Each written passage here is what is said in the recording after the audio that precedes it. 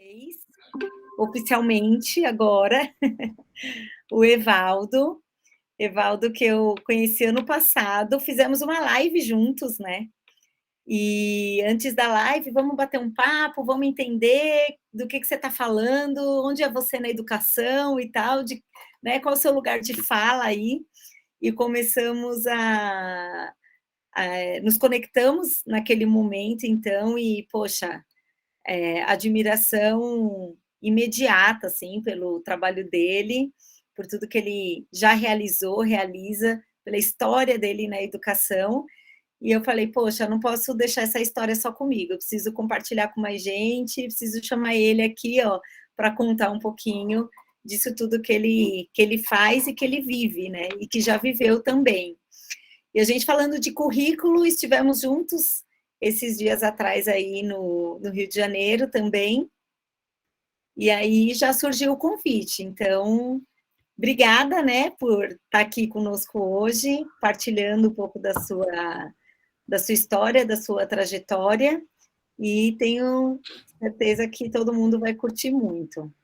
Conta aí que legal, um que pouco bom. do Que seu bom. histórico, de quem é o Evaldo, né? Pô, Cris, obrigado aí pelo convite. Estou bem feliz de estar com todo mundo aqui, né, pessoal? Feliz de saber que esse grupo nasceu durante a pandemia, e durante a pandemia foi essa experiência que eu vou dividir um pouco com vocês hoje aqui, com o propósito, assim, de gerar uma reflexão sobre a humanização do currículo, né? Menos sobre mim e mais sobre a experiência que eu vivi. Ela poderia ser vivida por qualquer um de vocês, como vai ficar muito claro aqui na minha fala.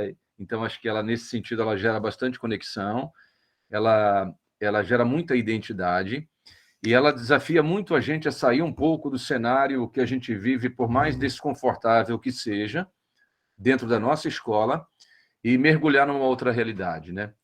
Então, aqui somos todos educadores conectados à escola, né, Cris? Assim, eu vou começar, Cris, sempre com aquele warm-upzinho, se você me permitir, eu vou projetar aqui.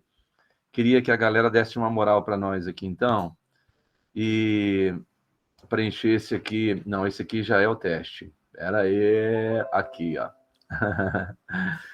Vou projetar para vocês aqui, então, essa brincadeirinha inicial, para você pegar o seu celular aí, colocar mente.com, digitar esse númerozinho aí, e dar um calor para a gente aí de onde a sua escola, quanto a sua escola está trabalhando nos alunos esses 3 tópicos aqui, ó. Beleza? Não vai durar mais do que 45 segundos. Se vocês puderem dar essa moral aí, mente.com, pode ser no celular mesmo, quem está no computador, tranquilo. Aí coloca o código 6202-5105. E aí faz a regrinha andar. Quanto mais para a direita, mais alto é o número e mais esse trabalho é feito na sua escola. Beleza? Deixa eu colocar aqui. Qual que é o número? Eu não estou vendo ele aqui. Vocês não estão vendo, não? E Não, agora, vocês estão vendo? agora sim. Legal. Aqui no início. Eu entrei no lugar errado. Tudo bem, gente? Alguma dúvida? Tranquilo? 6202-5105. Tranquilo? Voltei para cá. Estão conseguindo entrar, gente? Deixa eu ver se o pessoal está conseguindo fazer aqui. Quanto o currículo da minha escola? 1, humaniza os alunos. 2, vai além dos conteúdos acadêmicos. E 3, conecta com o mundo real. Você tem que botar a reguinha ali e submit, tá? Enviar para mim, para eu receber aqui. Olha aí, estou começando a receber, que legal! Vamos lá, gente. Quem mais? Quem mais? Vou pôr aqui de novo, gente, para vocês, ó. Mente.com. Vou colocar aqui no chat. E o númerozinho também, né? Qual que é o código? 6202-5105. Quando você digita... Você já Só colocar mente.com, já vai aparecer, insira aqui o seu código. Daí a gente coloca 6202-5105. Olha que bacana esse recurso, né? Já fica aí, ó, reunião de pais, já fica ideia, reunião de professores. Dá para fazer muita coisa com esse recurso, né? Para pegar um calor no momento que você está dando uma atividade, né? Uma avaliação depois da aula, depois da reunião, com a tua liderança na escola, com um grupo de alunos. Eles imediatamente vão responder, vão submeter. Olha aí, ó, os votos estão começando a aparecer. Vamos lá, gente. Eu vou projetar para vocês acompanharem em tempo real o resultado, tá bom? Legal. Vem para cá e a gente vai olhando aqui, ó. Estava aparecendo para a gente acompanhar aí. Vocês estão vendo aí agora ou não? Sim. Agora está carregando. Ó, estamos com 3 votos, eu estou esperando mais gente votar. Humanização dos alunos com 5,7, vai além dos conteúdos 7,5 e conecta com o mundo real. Nós estamos quase gabaritando aqui, gente, que legal. Mas seja real, assim, quanto o currículo da sua escola efetivamente faz isso, tá? Não é para agradar o professor, não. Vamos lá, 4 votos. Tem mais gente aqui na sala. Quem mais vai votar?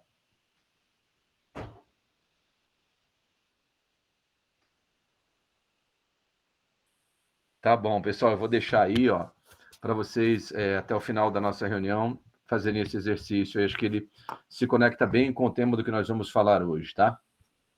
Queria, então, convidar vocês a entrarem comigo nessa viagem aqui, né?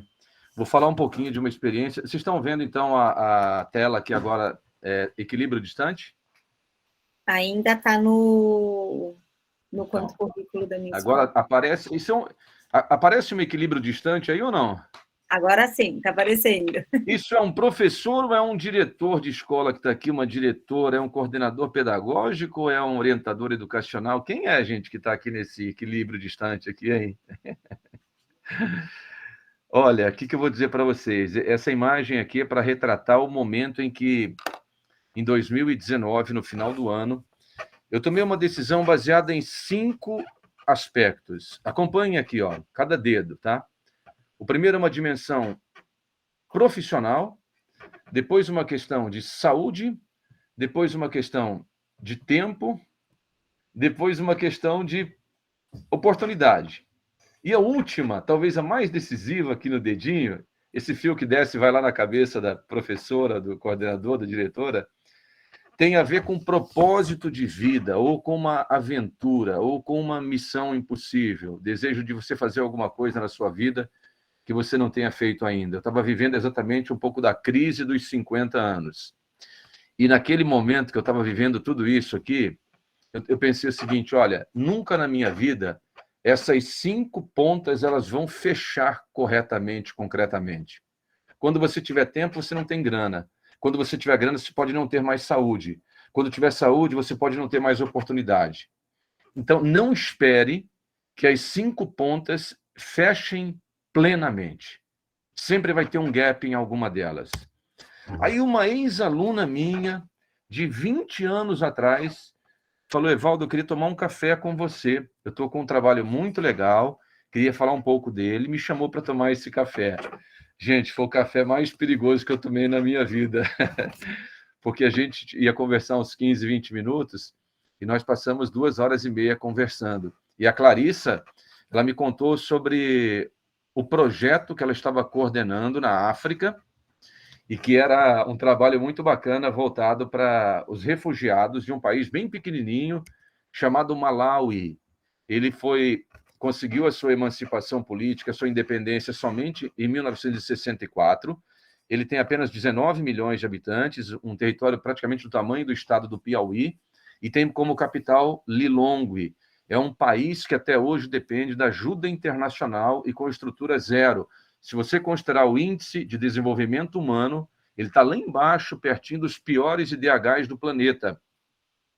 E nesse campo de refugiados, a Clarissa coordena um projeto, coordenava já à época, para refugiados. E ela falou, cara, estou abrindo uma escolinha para crianças refugiadas e a gente não tem voluntário para trabalhar nesse projeto. Por isso que eu digo para vocês que foi um café muito perigoso. Quando ela falou sobre isso, obviamente que a gente terminou o café, eu achei muito legal, mas eu não tinha ideia de quanto isso ia mexer comigo e ia se conectar a esse momento aqui, ó, que eu estava vivendo na crise dos 50. Então, tomei uma decisão naquele dia ali e fui lá conhecer o projeto que ela estava... Aceitei o convite dela para ser um colaborador dessa escolinha para crianças refugiadas. Então, eu parei com a minha vida profissional aqui no Brasil, né, para iniciar um trabalho lá. Antes de eu falar exatamente como foi a experiência lá, queria convidar você, tá tudo bem até aqui, gente? Para dar um panorama assim da situação do refugiado, porque para mim é um tema que humaniza muito e deveria passar um pouco mais por dentro do currículo das escolas.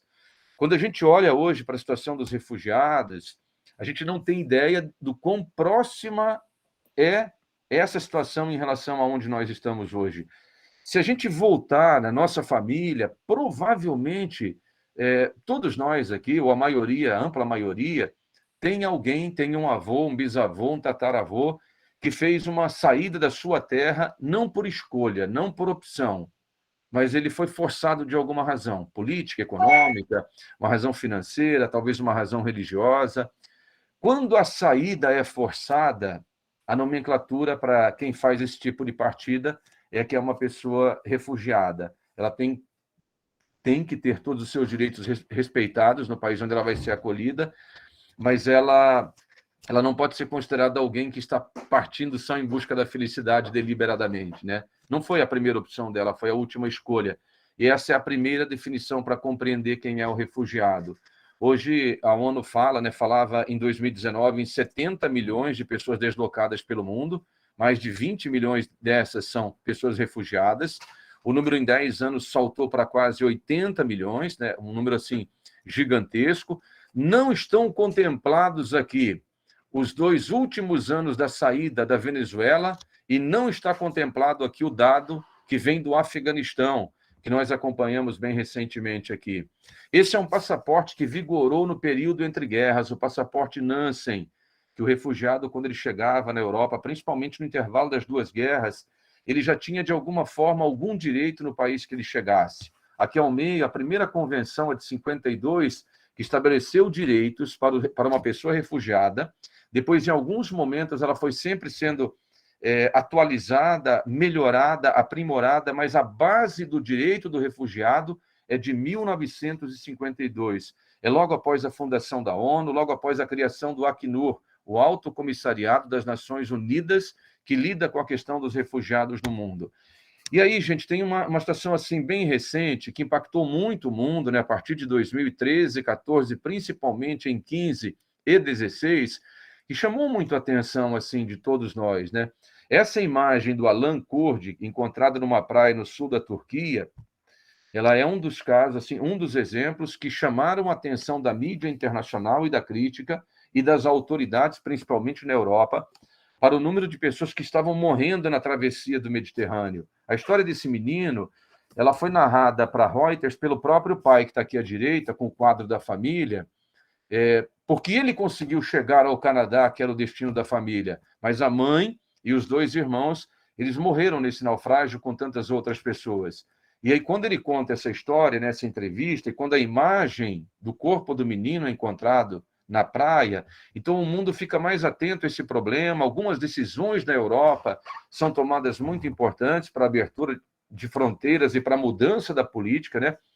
Muitos barcos tinham que voltar com os refugiados, era muito dramático isso, porque eles já não tinham comida para ida ou água, e eles tinham que voltar, então era muito assim, era muito homicídio disfarçado, que é o termo utilizado pela reportagem. Mas, a partir desse momento, assim, a Alemanha, por exemplo, abre muito a sua fronteira, é um país que recebeu mais de 1.200.000 refugiados. Todo ano, no dia 15 de junho, os refugiados colocavam, pelo menos até então, ela deixou agora a gestão, a imagem da Angela Merkel no seu perfil nas redes sociais. Isso é muito emblemático, isso é muito significativo, né? Outros países se abriram bastante. Esse trabalho aqui do fotógrafo David Miliband, um cara que fundou uma organização internacional para resgatar refugiados no Mediterrâneo, e ela se tornou uma das maiores do mundo no trabalho com pessoas refugiadas na Europa e em alguns países da África. Mas ele descobriu que os caras que vendiam travessia para refugiados africanos, eles colocavam esse colete nas crianças que não garante que a criança vai flutuar em caso de naufrágio. Então, ele conseguiu encontrar numa praia onde havia assim, centenas e centenas de coletes, os amarelinhos que eram os das crianças, e fez essa foto aqui que mostra, que evidencia que o cara que vendeu não deu essa informação para o pai que comprava o colete para o seu filho. Isso é um dado, entre tantos outros, que ele conseguiu desvendar para mostrar um pouco da realidade dos refugiados. A gente partiu, então, dezembro de 2019 para essa missão aqui de cruzar o mundo. Era a minha segunda vez no continente africano. A primeira vez fui trabalhar na Copa do Mundo de 2010 na África do Sul, mas eu fiquei só em Joanesburgo e algumas cidades onde havia assim jogos da Copa, e fui parar nesse local aqui. Esse é um local muito emblemático, né? O Dzaleka Refugee Camp. Ele existe desde 1994. Ele é resultado do maior genocídio que aconteceu na África e talvez no planeta, né? Até hoje, as estatísticas elas não batem. Não é preciso confirmar, não é possível precisar o número de pessoas que morreram em função desse ataque de Tutsis e Hutus, as duas tribos tradicionais da África que entraram em confronto. Uma minoria sempre dominando a maioria, e num determinado momento acontece uma revolta, acontece esse genocídio, quase 4 meses de ataques, assim, de vizinhos brigando, de confronto nas famílias, nas empresas, dentro das igrejas. Foi uma página muito triste, que teve como epicentro Ruanda, mas que se estendeu para vários lugares da África, e até hoje existe uma sombra muito, muito assim, muito estranha. O tema é quase um tabu, falar sobre isso entre as pessoas sobreviventes sempre provoca muita dor, e sempre parece que existe uma ameaça velada de que ele pode acontecer outra vez a qualquer momento. Esse é o Dzaleka. A palavra Dzaleka é da língua Chichewa, que é a língua falada no Malawi, que significa fim da linha, perdeu, acabou para você, numa tradução assim bem livre, né? Na verdade, nesse local aqui, o governo do Malawi, ele tinha construído uma grande prisão, era uma prisão de segurança máxima e uma prisão onde poucos que para lá eram enviados sobreviviam. Por isso, o termo Dzaleka, fim da linha. E aí foram colocados os refugiados. E aí acontece uma coisa muito interessante, gente, porque cada pessoa, quando chega aqui nesse campo de refugiados, ela chega sem documento, sem identificação, na maioria das vezes sem roupa, machucada, ela vem fugindo pelas montanhas, ela vem numa trajetória de fuga muito assim traumática, e ela é colocada numa área de trânsito, onde ela aguarda 1 mês, 2 meses, 6, 8, 1 ano, 2, até que ela receba um documento, um certificado, que prove que ela existe como pessoa, que ela é refugiada. E tem uma coisa muito bonita, ela pode escolher um nome.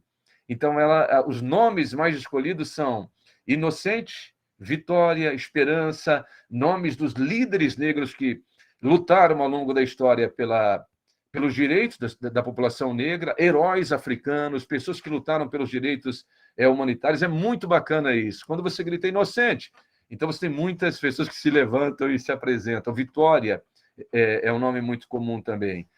O desafio lá era ajudar o projeto de uma ONG brasileira chamada Fraternidade Sem Fronteiras, onde a Clarissa, essa minha ex-aluna que me convidou para esse café perigosíssimo, trabalha como coordenadora e atua como liderança nesse projeto, uma escolinha para 200 crianças refugiadas.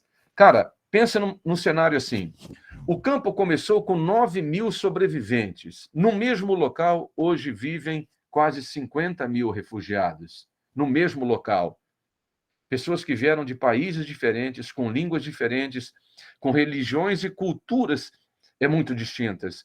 Então, dos 50.000, mais da metade são crianças em idade escolar.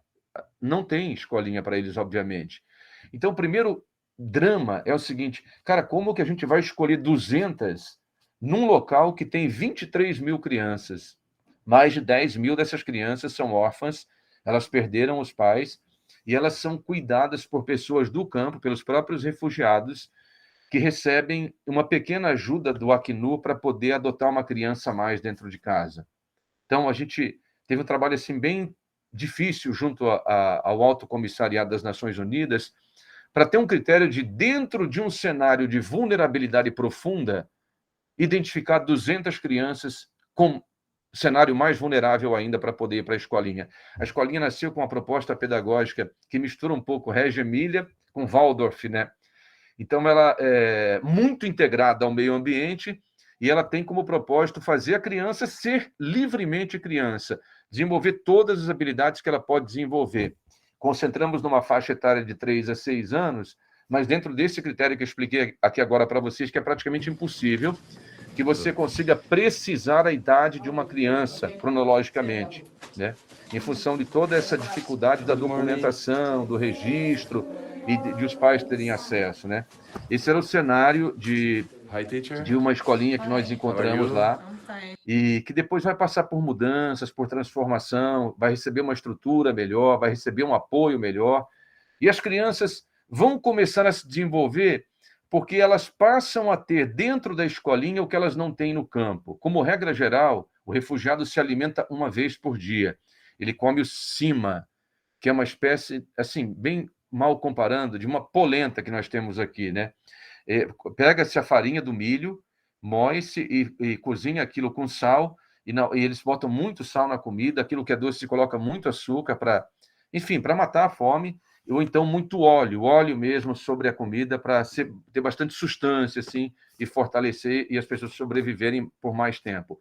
A média, se você consultar o IDH aí do Malawi, você vai ver, e no campo de refugiados é praticamente a mesma coisa, a média de vida é de 53 anos para mulheres, 49, 50 para homens, o que dá uma perspectiva assim, muito, muito baixa.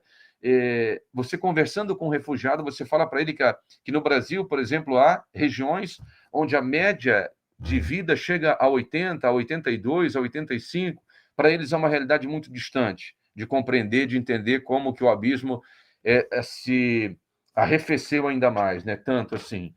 Então, do que vive um refugiado? Essa é a pergunta que, quando eu cheguei lá e olhando para o cenário, me incomodou bastante, porque não é só a escolinha.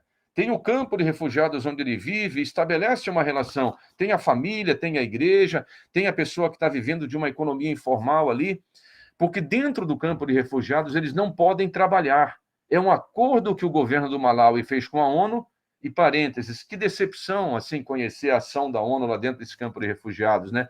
Eu vou falar para vocês um livro que me encantou e que me motivou a pensar nessa possibilidade. É a narrativa, a biografia da Samantha Power, contando um pouco da história do Sérgio Vieira de Mello, o brasileiro que chegou mais alto dentro das posições da ONU, no Alto Comissariado da ONU, e que morreu num atentado terrorista no Iraque, né?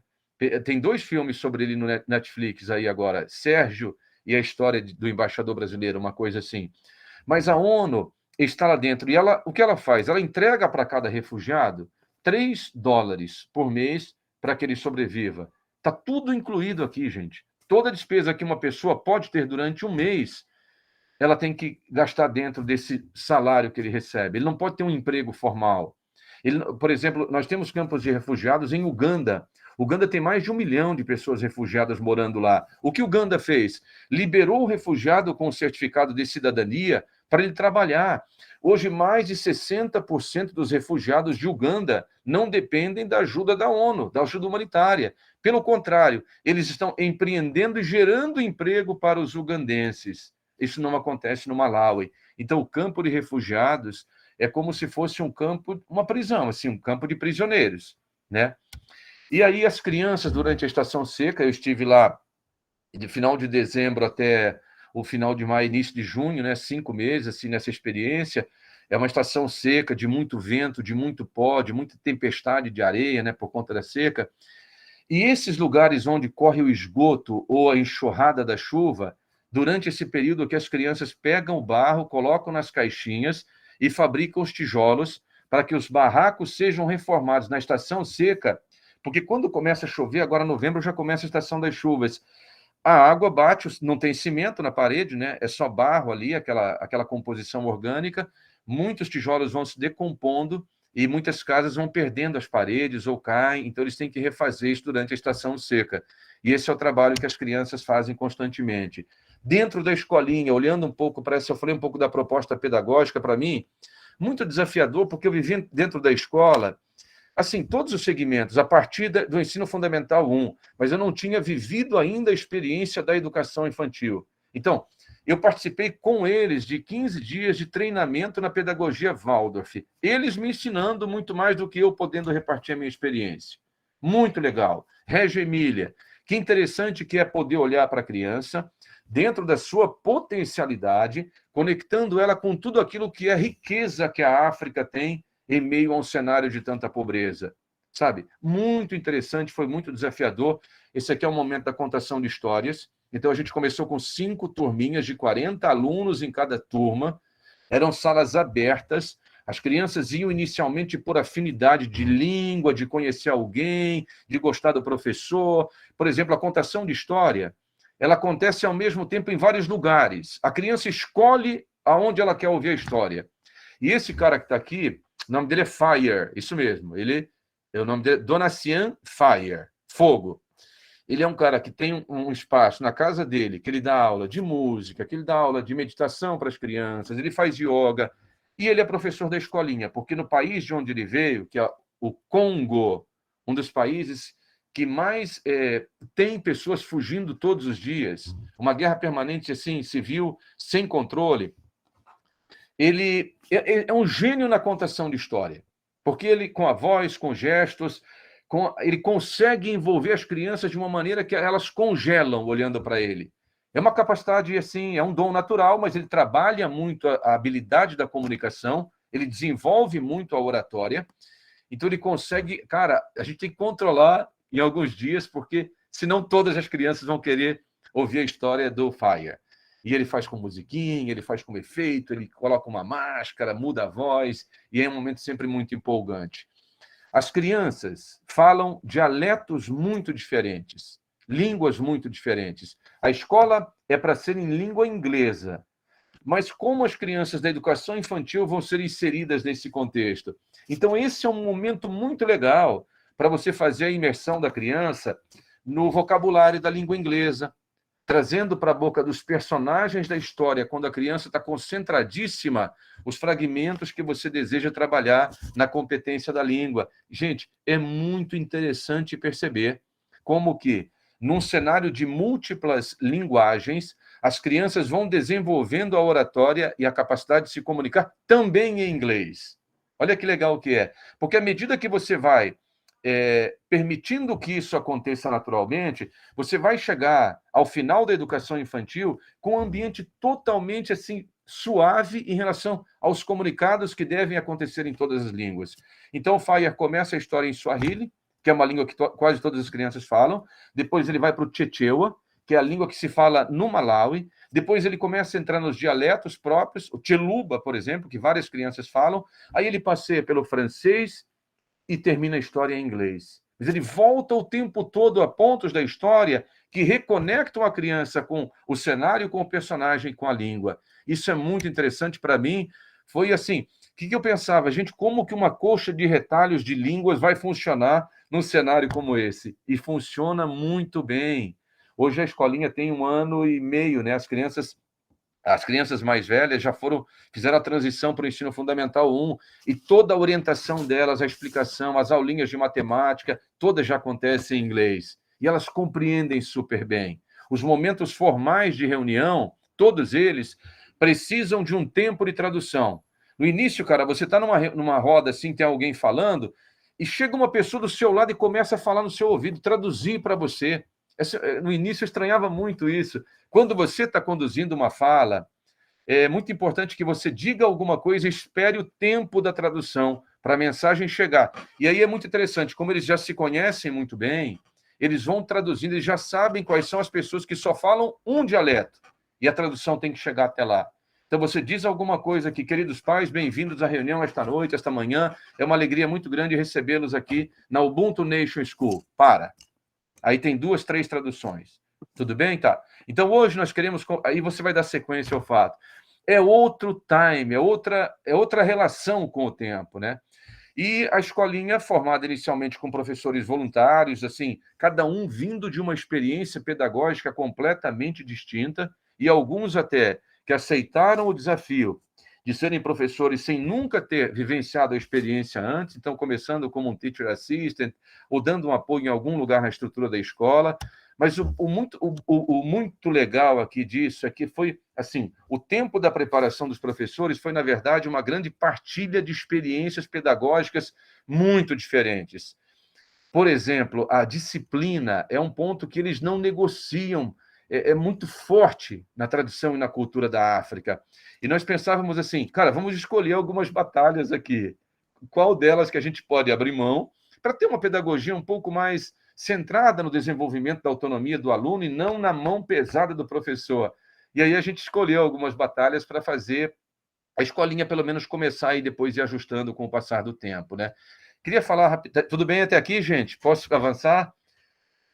Hã? Sim, não? É que eu não estou vendo vocês. Tudo jóia, delícia. Tá. Domingo é um dia muito legal no campo. Esse aqui, todo mundo vai para a igreja no campo de refugiados. Eu encontrei lá pessoas que são cristãs, católicas, muito poucos católicos, muitos evangélicos das denominações pentecostais. Todo domingo eu tinha que ir para a igreja com alguns dos refugiados, eles convidavam e eu me sentia muito à vontade para ir participar do culto com eles. Gente, o culto começa às 8 da manhã, acaba 1 da tarde. É assim, tem um momento grande das crianças, depois meninos, depois meninas, depois adolescentes, depois os jovens, depois só as mulheres, depois só os homens, depois todo mundo junto. É uma coisa assim, enfim, é muito bonito, porque eles cantam e dançam o tempo todo, né? Eles refletem muito, têm mensagens muito bonitas, e eles sempre têm o cuidado para que toda a mensagem seja sempre traduzida em todas as línguas. Então, pela manhã, a melhor roupa que o refugiado tem, o melhor sapato que ele encontrar, tudo é para ele ir ao templo. Aqui é uma comunidade de muçulmanos, né, que tem lá.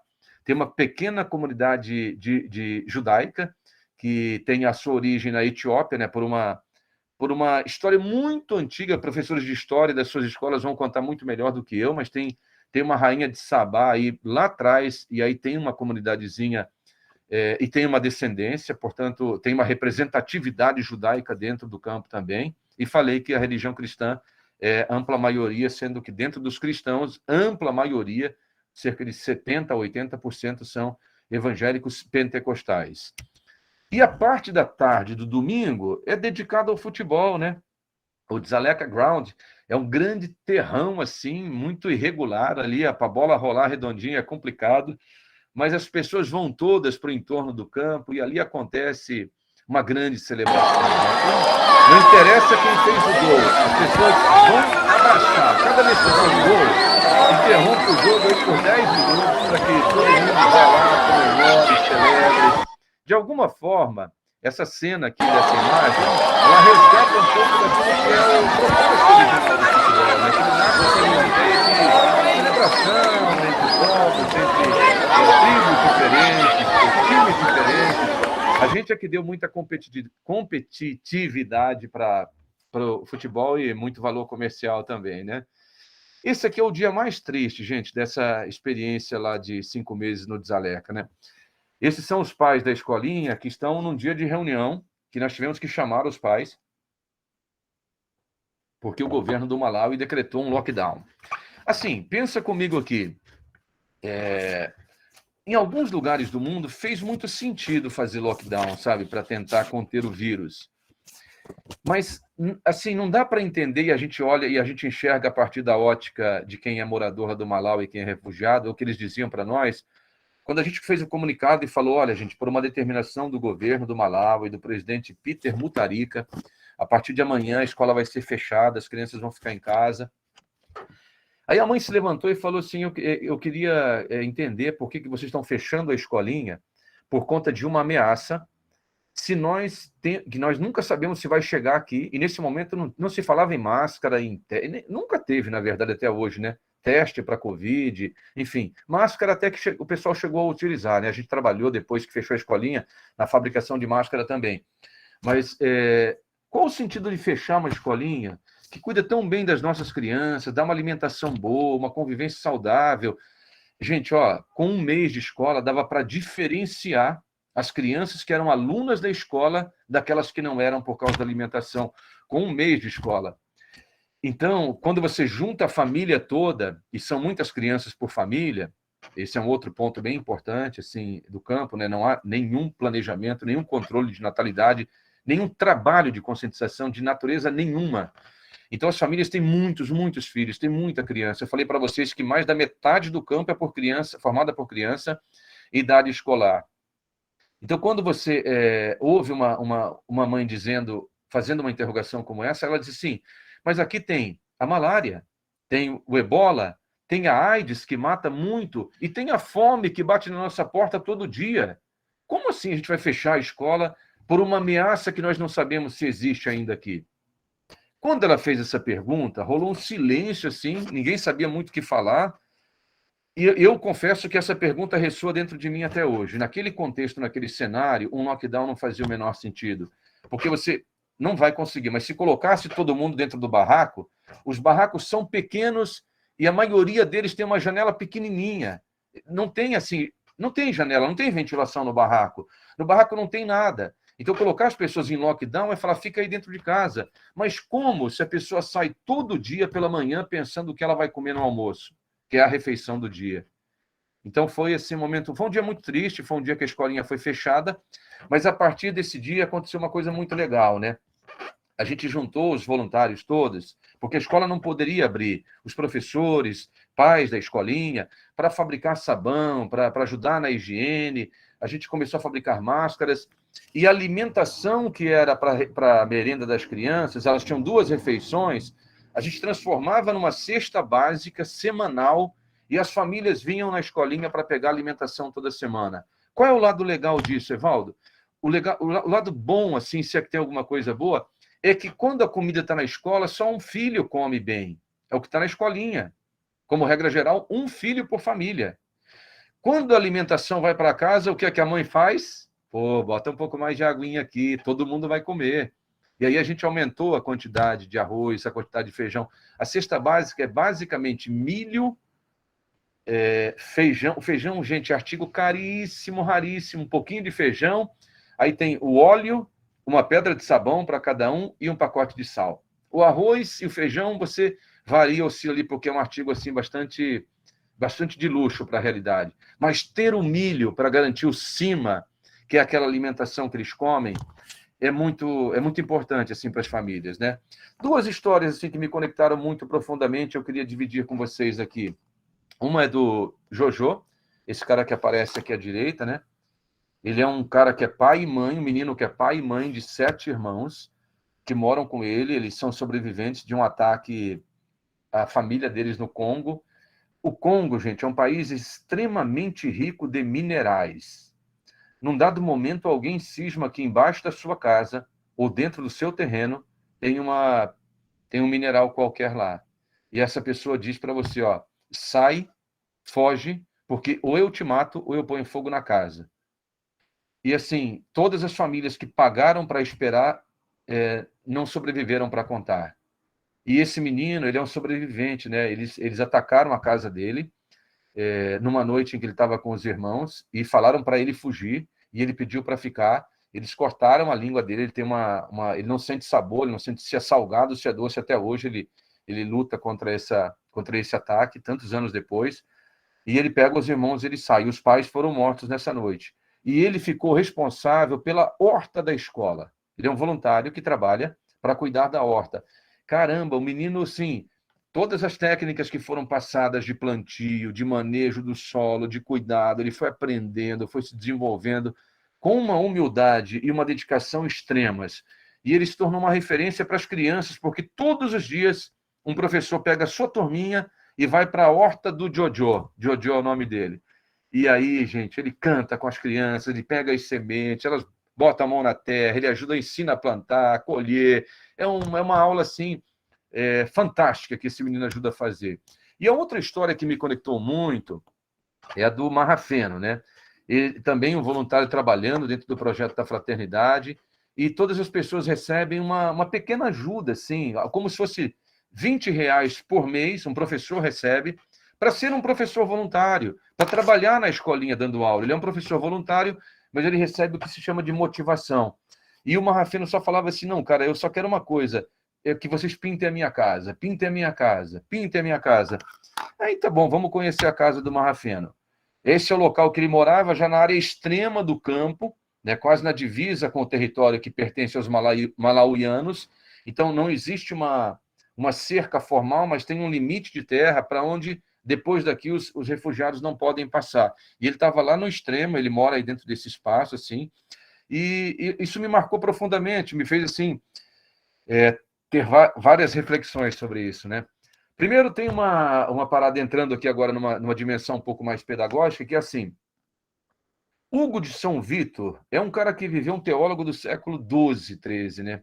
A gente está passando por um período medieval bem interessante. Você tem, de um lado, uma religião que está pregando uma pobreza, várias figuras aparecem nesse contexto, a mais proeminente delas é Francisco de Assis e o franciscanismo, o movimento dos mendicantes, aqueles que entendiam que o que salva uma pessoa é o desapego dos bens materiais e a sua conexão com a vida espiritual e com Deus. E tem um movimento que incha cada vez mais, principalmente a religião cristã, porque associa ela com Roma e com os imperadores e reis da Europa que viviam num ambiente extremamente luxuoso e requintado. Hugo de São Vitor fala o seguinte, olha, e aqui é uma mensagem profundamente conectada com a diáspora, com a dispersão e com a humanização dessa realidade. Ele fala assim, o homem que acha doce o seu pedaço de terra, o seu torrão, ainda é um iniciante fraco. Aquele para quem todo o solo é sua terra natal, esse já é forte. Mas perfeito é aquele para quem o mundo inteiro é uma terra estrangeira. E aí, nesse contexto aqui, obviamente que se eu fosse perguntar para você que agora, você é fraco, é forte ou é perfeito? Se a gente fosse fazer uma enquete aqui para tornar nossa conversa um pouquinho mais interativa. A reflexão aqui, ela está totalmente conectada com a ideia de acumulação de bens e de propriedade. Quanto eu sou o dono do lugar onde eu vivo? E olha que perspectiva interessante. Se eu estou apegado a esse lugar aqui e acho que Deus me colocou aqui, eu mereço muito estar aqui e realmente isso é meu, na perspectiva de São Vítor ali, eu sou fraco. Se eu, pelo menos, já me desapeguei disso, entendo que em qualquer lugar que eu estiver, a terra é minha, tá bom, eu avancei um pouco, sou forte. Mas a perfeição é dizer, cara, em qualquer lugar que você estiver, a terra não é sua. Você é um passageiro, você é um peregrino. Isso é muito interessante pensar num contexto de consumismo e de acumulação de bens que a gente vive hoje, né? Então, eu trago para vocês aqui, assim, algumas inquietações curriculares para a gente trocar um pouquinho, para a gente pensar coletivamente aqui nesse espaço de troca. A primeira delas é assim, ó. O currículo da minha escola, ele precisa levar em conta que a distância entre os países desenvolvidos e uma África subsaariana já era quilométrica essa distância, já era um abismo que separava. O que a pandemia o que a pandemia fez foi agravar um cenário ruim que já existia. Então, gente, vamos lá. Eu cheguei no Malawi, R$ 1 valia 190 kwachas, que é a moeda do Malawi. Pô, tu reclama do valor do real em relação ao dólar? Pensa no kwacha em relação ao real. Pensa no kwacha em relação ao dólar. Pensa no kwacha em relação ao euro, a libra.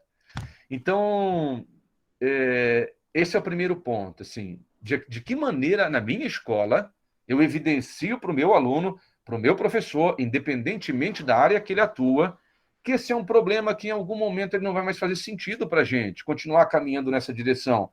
Porque se as mesmas coisas forem feitas que nós fizemos nos últimos 10 anos, a pirâmide vai continuar se estreitando, a distância vai continuar aumentando entre aqueles que têm tecnologia e capacidade para desenvolver e aqueles que estão ficando para trás na esteira do desenvolvimento ou do subdesenvolvimento.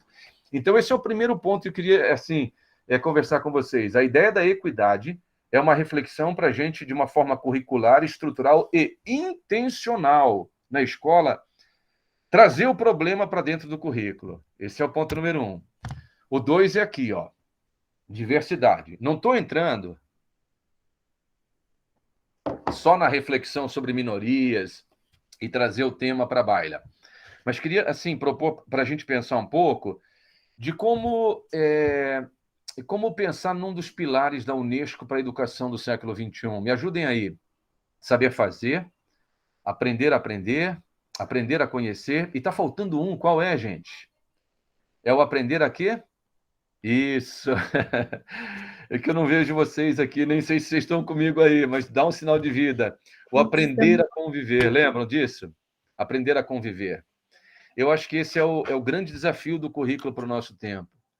E, de novo, aqui, eu me pergunto todos os dias, né? A gente colocou como tema iluminador para a nossa escola esse tema do aprender a conviver. Todo ano a gente escolhe um tema iluminador que deve perpassar os projetos pedagógicos da escola inteira, da educação infantil até a terceira série do ensino médio.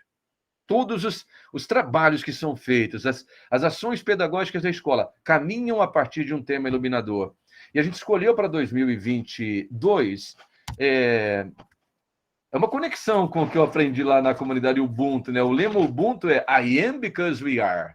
Isso é muito interessante, porque nas pequenas coisas, os refugiados africanos mostram quanto da cultura deles é solidária, quanto eles assim estão preocupados com o outro. Não é só na tradução de uma palavra, mas, gente, você fala amanhã nós vamos celebrar a festa do ar. Tem a gente celebrava os quatro elementos, né? A festa do fogo, do ar, da terra e do ar, terra, fogo e água.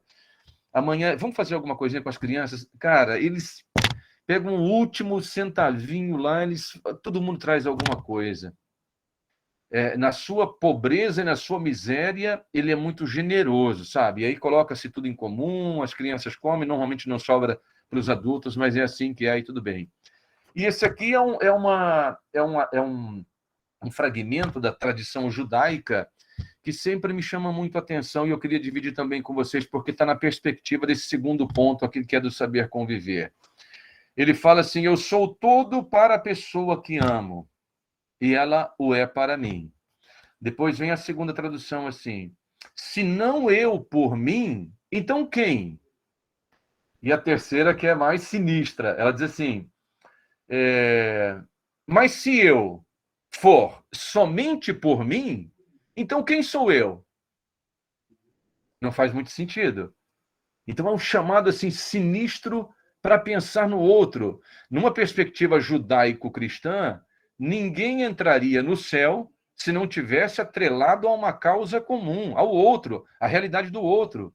É como se eu dissesse, ou como alguns teólogos chegaram a dizer, eu não me salvaria sozinho, entende? Então, voltar para esse ponto aqui do saber conviver, na minha perspectiva, é ter espaço no currículo, no momento de formação dos professores, no encontro com os pais, nas assembleias de alunos, para fomentar esse tipo de reflexão, de pensamento e de ação.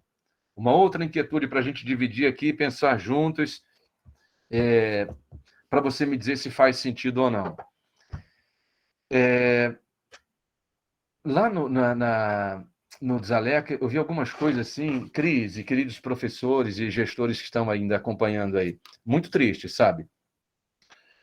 Eu tinha recebido um livro de um pastor americano que acabou depois fazendo uma campanha na igreja dele e ajudando a escolinha lá do Malawi, quando a gente começou a publicar alguns vídeos e materiais, o título é assim, When Helping Hurts. E a experiência de um pastor que foi para a África e se decepcionou com o mito do Salvador branco.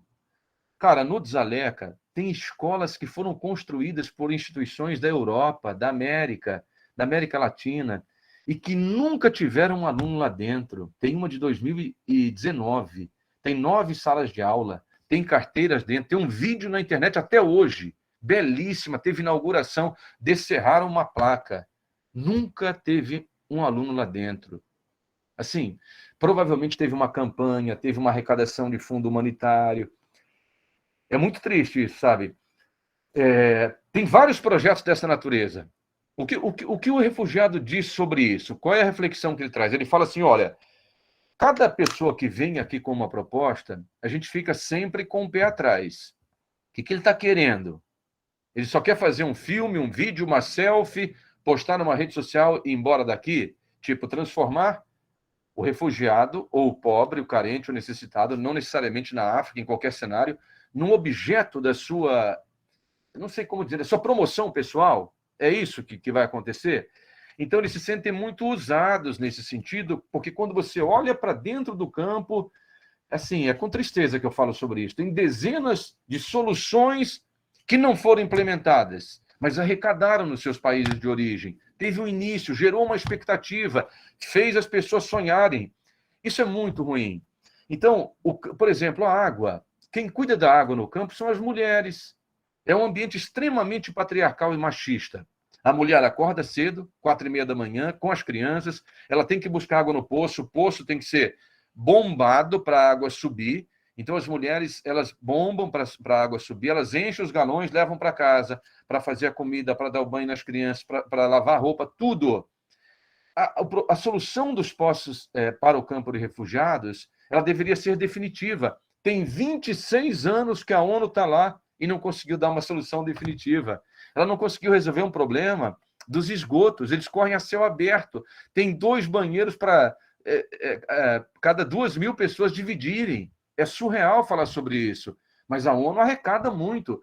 Então eu chego a me perguntar assim, será que a miséria do Dzaleka é importante para a ONU, para o Acnur, para mostrar e arrecadar mais? E por isso eles não dão uma solução? Olha que nível de reflexão, assim, sei lá, maligna eu cheguei a fazer, olhando para o cenário. Porque os refugiados não chegaram lá ontem, e a ONU não é uma instituição pobre. Quando ela mostra uma realidade como essa, eu imagino que ela consegue uma captação de recurso para mudar de uma forma definitiva uma estrutura como essa. Então, responsabilidade é para a gente pensar com o nosso aluno e com o nosso professor, primeiramente localmente, mas também trazer realidades distantes, de como levar tecnologia e estrutura que sejam soluções definitivas para problemas que são permanentes. E não transformar o refugiado ou o pobre, em qualquer lugar que ele esteja, num objeto de autopromoção pessoal, né? E o último ponto aqui dessas inquietações curriculares é falar assim com vocês. Cara, como pensar num currículo que seja o tema da nossa conversa aqui, sabe? Eu vou ter muito incomodado com algumas questões que eu estou dividindo com vocês aqui, mas investigação é importante, ela vai numa linha muito cognitiva. Desenvolver o equilíbrio do aluno é fundamental. O socioemocional é um pilar hoje cada vez mais necessário. Nunca antes, eu estou há 30 anos, gente, acompanhando esses jovens de Fundamental 2 e médio, principalmente. Nunca antes a gente precisou tanto do apoio socioemocional. É uma característica geracional. Talvez mude daqui a algum tempo, mas nesse momento é extremamente necessário. Então, desenvolver de uma forma curricular e intencional o equilíbrio do jovem, caramba, necessário. Promover momentos de reflexão, de análise, de pensamento crítico, olhar para a integridade do aluno no aspecto sociomotor também, mas essa palavrinha aqui que fecha essa sequência para falar de humanização, para mim, ela é chave. Vou bater muito nessa tecla. A gente fez agora a gente está fazendo, né, uma reforma curricular. A nova base já havia sido implementada nos segmentos anteriores e agora ela chegou também ao ensino médio. O ano que vem é um ano-chave para quem vai experimentar um novo itinerário, uma nova trilha, um novo currículo, projetando já uma avaliação em 2024.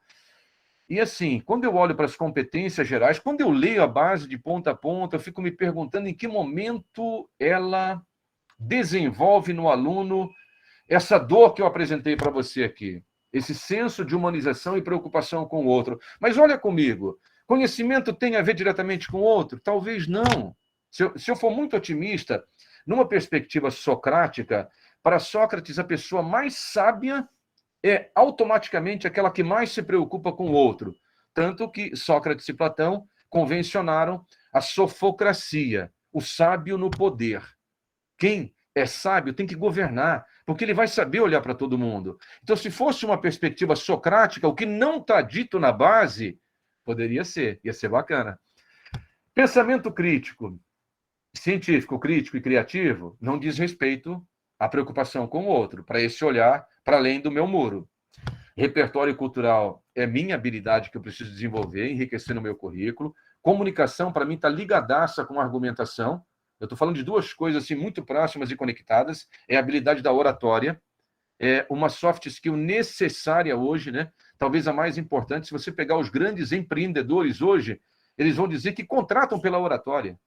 Deixa o cara falar 10 minutos comigo que eu vou analisar se ele vai ou não trabalhar nessa empresa.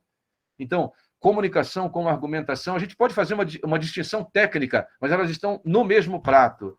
Depois, cultura digital, trabalho e projeto de vida. Eu estou falando sempre de uma dimensão pessoal. Autoconhecimento e autocuidado é auto, não é hétero, para usar o binômio aqui do radical da palavra. Empatia e cooperação. Talvez cooperação traga um pouco do sentido. E a responsabilidade e cidadania. Esse último tópico, que é a última competência geral da BNCC, de uma forma muito tímida, a meu ver, ela transforma o seu currículo numa cidadania global. Ela faz você pensar também no problema do outro e, de alguma maneira, como isso vai te afetar. Então, assim, e entrando já numa fase mais conclusiva aqui, o que eu queria propor para vocês, assim, uma chance muito legal que a gente tem, olhando para o próximo ano e para os próximos anos e pensando de uma forma curricular e chamando a nossa liderança da escola e o grupo de professores para essa reflexão, da gente caminhar numa direção diferente do que a gente sempre foi, né? A gente sempre seguiu uma estrutura muito fechada e muito focada, por exemplo, se eu considerar Fundamental 2 ensino médio, extremamente voltada para avaliações que mensuram a dimensão cognitiva. Mas a gente não consegue gerar estímulos na mesma proporção, ou nem sequer perto disso, para o aluno se engajar em questões que não estejam diretamente ligadas ao mundo cognitivo. Então, talvez um momento de ruptura, né? A gente sempre fica adiando isso, quando uma reforma vier, quando o MEC definir, quando não sei o quê. E, nesse momento, quando a BNCC fala que as escolas devem respeitar as características regionais ou da própria comunidade educativa, ela está dizendo assim, cara, o que é que faz diferença no teu currículo em relação à tua comunidade? Ou o que poderia fazer diferença? Você já perguntou, já ouviu, já propôs, já fez um teste para ver como seria? Então é bem desafiador. E a imagem aqui é mesmo para colocar você como gestor de escola nesse checkmate, né? Porque mais do mesmo a gente faz. A gente olha para o vizinho ou para as experiências boas práticas que deram certo, e a gente acaba de alguma forma repetindo. Porque fazer diferente é também se arriscar. E se? E se o meu aluno não gostar, o pai não quiser e eu tiver uma evasão? Tem uma série de riscos embutidos aqui. Mas, cara, e se der certo? E se funcionar? E se tornar um case? E se outros passarem a copiar o teu modelo? E se você for o primeiro que vai fazer exatamente uma experiência disruptiva no seu currículo? Que tal? É provocador, hein? Então, o que é que poderia ser assim bem interessante? Não é para trabalhar a dimensão religiosa, né?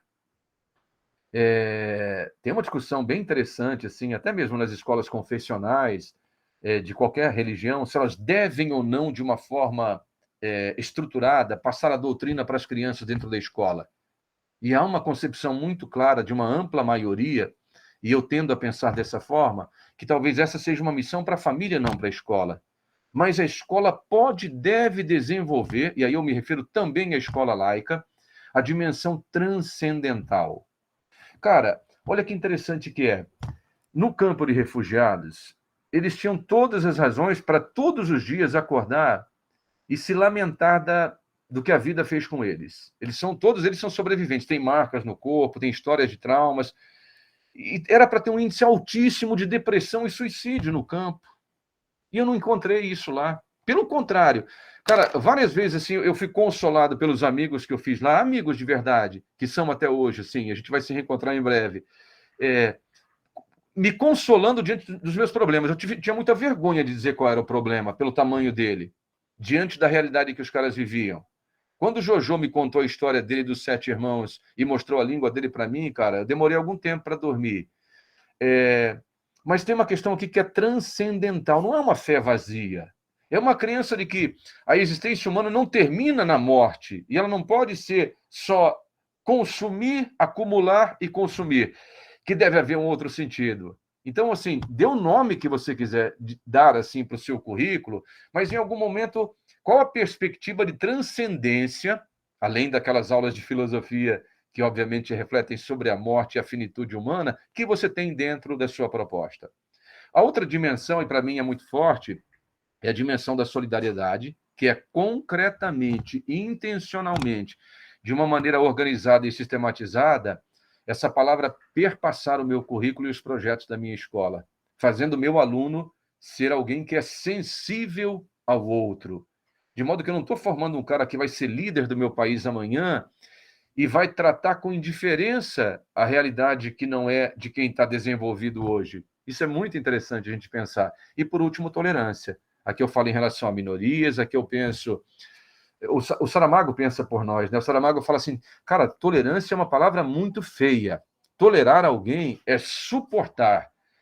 É dizer assim, cara, ó, tudo bem, eu aceito que você fique aí, mas é você lá e eu aqui. Então, suportar alguém dá uma ideia de que eu quero manter um distanciamento. Mas aí o Saramago volta e ele mesmo fala assim, pior que a tolerância na língua portuguesa é a intolerância. E ela tem sido a palavra assim que mais tem incomodado a gente nos últimos tempos, né? Hoje na África, segundo lá o Observatório de Relações Sociais de Joanesburgo, você tem o que 19 guerras civis em andamento. Assim, já não é mais notícia para o mundo. Todas elas geram diariamente um número de pessoas refugiadas que são perseguidas por conta da opção religiosa, da opção política, da opção sexual. E assim, não há destaque, não há solução para esse problema, porque o mundo caminha com outras preocupações e a África hoje, do ponto de vista econômico, talvez represente muito pouco. Então, tolerância tem que estar no meu currículo. Onde é que está? Onde que eu vou trabalhar isso? É isso, gente. Esse livro aqui, ó, O Homem que Queria Salvar o Mundo, da Samantha Power. Maravilhoso, super recomendo. É uma leitura muito gostosa de fazer, é uma bibliazinha, mas vale a pena. Ele mexe com muitas inquietações sobre alunos que querem fazer direito internacional, relações internacionais, quem pensa em trabalhar no Itamaraty, quem sonha em ser embaixador, leitura obrigatória. Gente que pensa em cidadania global ou quer desenvolver currículo nessa linha, leitura obrigatória. Quem quer só ampliar o pensamento, dilatar o horizonte, ter mais contato, é fenomenal a narrativa desse livro. Eu trago aqui também o When Helping Hurts, que eu mencionei para vocês aqui, do Steve Colbert e do Brian Finkert. Eles me ajudaram muito nessa reflexão de, cara, não vai para fazer nada para ninguém, não. Você, primeiramente, está se transformando como pessoa e aprendendo muito, sabe? Esse é o primeiro... E aprendendo de verdade, gente, muito mesmo, pedagogicamente aprendendo e como pessoa humana aprendendo demais, né? Tem uma matéria muito legal, quando eu estava lá, a Globo News fez com a gente. Tem um link aqui, eu vou deixar esse material com a Cris, se vocês quiserem depois dar uma olhadinha. A matéria tem 9 minutos, ela conta um pouco do que estava acontecendo lá, enquanto o mundo lutava contra a pandemia, como se fosse, assim, outra realidade, sabe? Cara, a luta aqui é contra a fome, ninguém fala aqui em coronavírus. Então, enfim. E uma matéria também com a Folha. A Folha fez uma entrevista bacana com todos que estavam lá. Eu fiquei morando com 2 refugiados, né? O Mike e o Frank, durante todo o tempo. E os meninos, eles falavam 6 línguas, os 2, com uma facilidade gigantesca. Os 2 são sobreviventes de perseguição, assim. E a gente criou uma amizade que é para toda a vida, com um grupo de professores também e tudo mais. Então, foi uma experiência muito boa, que eu dividi, assim, de uma forma muito rápida com vocês aqui. Agora, queria saber se tem algum comentário, alguma coisa que vocês querem falar. Vou sair aqui da apresentação, tá? Tem alguém ainda aí, Cris? Me salva. Não, a gente não quer parar de ouvir, né? Tá aqui assim, ó, apaixonado já por toda essa experiência, assim, que rico e como é importante transportar para colocar luz, né, sobre todas essas questões, assim, fazer com que a gente realmente olhe além do muro, né? Eu coloquei aqui, acho que o recado que fica é humanizar o currículo, é olhar, sentir e fazer além do meu muro. Tá muito essa questão dessa cidadania global e uma coisa que eu fiquei pensando aqui, para os adultos existe algum tipo de trabalho, de planejamento familiar, por exemplo, de trazer algum tipo de consciência? Então, esse é um negócio bem triste, assim, sabe? Porque como as pessoas são muito religiosas e a dimensão da religião que é seguida lá é uma dimensão muito conservadora, e não há nenhuma crítica nisso, tudo bem, não se fala em prevenção, não se fala em método nenhum contraceptivo de nenhuma natureza. Há muita exploração sexual das meninas refugiadas, mas não pelos refugiados. Olha que interessante que é. Parece que existe um pacto pelo fato de eles terem vindo, todos eles terem uma história de sobrevivência a traumas, a perseguição, a morte. O campo é um lugar absolutamente pacífico. Só que o campo, ele é fechado para quem está dentro, o cara não pode sair, mas ele é aberto para quem está fora. Então os malauianos entram, o pessoal da Tanzânia entra, quem vem de Ruanda entra, sabe? E as pessoas vêm com carros assim extremamente luxuosos, aí os caras vão lá, eles pegam as meninas, então assim, e você vê do outro lado um refugiado numa condição extremamente fragilizada e vulnerável, porque ele não tem comida para dar para a filha, ele não tem, sabe, ele não tem como se defender. Não há uma polícia do Malawi protegendo ali. Cara, o Malawi é um país que não tem estradas, é uma condição assim.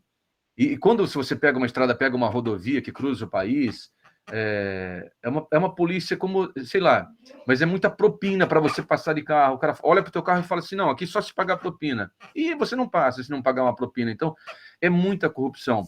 Eles deram essa informação no site oficial do governo, que quando começou a pandemia, a OMS mandou cerca de 30 bilhões de dólares para o país. Gente, tipo assim, você construiria um país com esse dinheiro. Exato. Porque $1 vale mais de 1.000 kwatas, sabe? E ninguém via esse dinheiro em lugar nenhum. Nem, assim, não tinha vacina, não tem hospital, não tem nada. Então, aonde vai esse dinheiro? A corrupção num país da África subsaariana é muito maior do que existe num país da América do Sul chamado Brasil. E a gente fica muito assustado com o que acontece aqui, não é? Sabe? Então não tem nenhum controle, nada assim nesse sentido, tá? É aquela coisa, né? Seria bom para quem, né? Quando você fala aqui da ONU. E se a gente se faz pelo outro, né? A ONU se faz pelos pobres, por quem está nessa situação de alta vulnerabilidade e tudo mais. Então, atender aos interesses de quem, né? E como você trouxe essa comparação com o Brasil, e a gente vê quer dizer, essa questão humana, de humanidade que falta e que eu concordo que ela tem que estar dentro da escola. A gente tem que pensar enquanto humanidade. Hoje, né, com todos os gêneros, com toda a diversidade, mas a diversidade dentro dessa humanidade. O que tem que estar acima não é a cor, não é o gênero, não é o ser humano, né? E parece que essa questão humana, ela está aquém, ela está negligenciada, até mesmo dentro da escola. Então, acho que essas reflexões todas, né? E é exatamente o tema de hoje. Humanizar o currículo é isso, né? É trazer quem somos nós, quem é essa condição humana, qual é a nossa condição humana e como a gente enxerga a humanidade, como a gente enxerga o outro e como a gente enxerga nós mesmos, né? Então, muito, muito bom te ouvir, muita gratidão por nos colocar nessa inquietude que a Juracy colocou aqui, nos colocar para pensar. Eu acho que é um tema tão urgente, tão necessário, e tão importante a gente mudar essa realidade, né? Quando você falou sobre a escola, mas é porque o sistema não deixa, né? E hoje, de certa forma, a BNCC, ela nos traz uma esperança aí de, pelo menos, falar sobre responsabilidade, cidadania, ética e todas essas habilidades e competências humanas. Então, é um tema extremamente relevante e que precisa estar na cabeça do gestor, precisa estar na ação do gestor, e precisa ser enxergado no plano de aula, na avaliação, no currículo oculto, né? Esse socioemocional que nem sempre está ali, que não vale uma nota, mas ele vale a humanidade. Então, só gratidão por tudo. A Mari está aqui, aquela que eu te falei, que eu quero te apresentar. Ah, que legal. A Mari que também passou algumas vezes por uma experiência com formação de professores leigos. Aí, ó. Oi, Mari. Beijos. Já Vamos falei de falar, vamos você, falar. claro, né? Que legal. E que, com certeza, vocês vão ter aí muito papo e vou fazer questão de fazer essa conexão aí entre vocês. Nosso tempo já passou, né, gente? Mas a gente vai lá para o nosso bate-papo. Eu me empolgo muito. Mas não tem como, né? É muita coisa, é muito conteúdo. Muita coisa, sim, para falar, para partilhar. E olha, eu escolhi algumas coisas para falar para vocês. Mas, assim, para fechar, a última coisa que eu vou dizer, gente, o nosso currículo ele é muito jesuítico, né? Ratio Studiorum. A gente tem uma herança aí muito forte nesse sentido. E ninguém dá conteúdo como o Brasil dá, né? Você olha para o currículo canadense, para o currículo americano, para o currículo alemão, ninguém dá conteúdo com 16 matérias, como nós colocamos no ensino médio hoje, fazemos uma prova sobre tudo isso para o aluno. Então, a gente deveria fazer algumas rupturas, sim. Eu defendo muito isso, brigo por isso, acredito nisso, isso me move todos os dias. E eu, assim, só para dar vocês não perguntaram, mas eu vou falar, tá? E aí vou encerrar. Eu tenho uma conexão até hoje com a escolinha de lá, né? Devo voltar lá, se Deus quiser, em breve. Mas eles estão sempre fazendo movimento para continuar esse apoio do pessoal lá que está tocando para frente. É um trabalho muito legal. E, assim, duas coisas para encerrar, Cris. A minha decepção com a ONU, ela é proporcional à minha satisfação de ver o trabalho dessa ONG lá, a Fraternidade Sem Fronteiras. Cara, é anônimo, é humilde, assim, é sem fazer barulho. Os caras estão fazendo uma ação humanitária que está salvando vidas, transformando a realidade de crianças, apoiando refugiados demais. É muito legal ter visto isso, porque eu sempre tive muita reserva em relação a ONGs e tal, enfim, eu sempre achei que... Enfim, mas foi muito legal. Eu voltei muito convencido do que eu conheci lá, de que é uma causa muito nobre, e eu hoje apoio tudo que eles fazem, assim, eu reproduzo nas redes sociais, eu dou eco assim, para as campanhas que eles fazem, e eu encorajo muitas pessoas a conhecerem o trabalho que eles fazem lá, e se um dia forem desafiadas para fazer uma experiência, né, de imersão, de voluntariado, nunca espera aquelas 5 pontas se fecharem. Você nunca vai ter grana, saúde, tempo, profissional e propósito, tudo ao mesmo tempo, cara. Nunca vai ter. E o tempo vai passando. Aí daqui a 1 ano, 2, 5, e a coisa não acontece. Então, escolhe um momento e vai. Se der medo, vai do mesmo jeito. E acho que é assim que a gente consegue fazer alguma coisa, tá bom? Obrigado por me ouvirem aí, tá, pessoal? Vocês não abriram a câmera, não deram nem um tchauzinho, mas eu fiquei muito feliz de poder falar com vocês hoje aqui. Gente, Parabéns aí pelo grupo, pelas reflexões que vocês fazem aí sempre. Tá bom? Obrigada. Ó, a Elisângela está pedindo seu e-mail aqui. Pode passar, contato, e-mail, zap, tudo, para rede social, para todo mundo. Para todo mundo. E, gente, não. Agradeço a Clarissa por nós. Fala que ela foi uma divisora de águas, né, na sua vida e que está ressoando aí para outras vidas. Com certeza. Ela foi morar no Malawi. Olha que legal. Está morando lá, trabalhando lá, enfim. Muito bacana. Isso. Obrigado, Dilma. Um beijo, querida. Obrigado, Elisângela. Edna. Obrigada que fofo, aí. Gente. Que fofo. Obrigada, tá ótimo, então, pessoal. Obrigada, Ivaldo. Tá bom, vou deixar vocês então aí, tá? Cris, querida, ó, fica bem, tá? Obrigada, gente. Boa noite. Adorei, Evaldo. Que tenhamos mais momentos como esse, que foi incrível. Tchau, gente. Até semana que vem.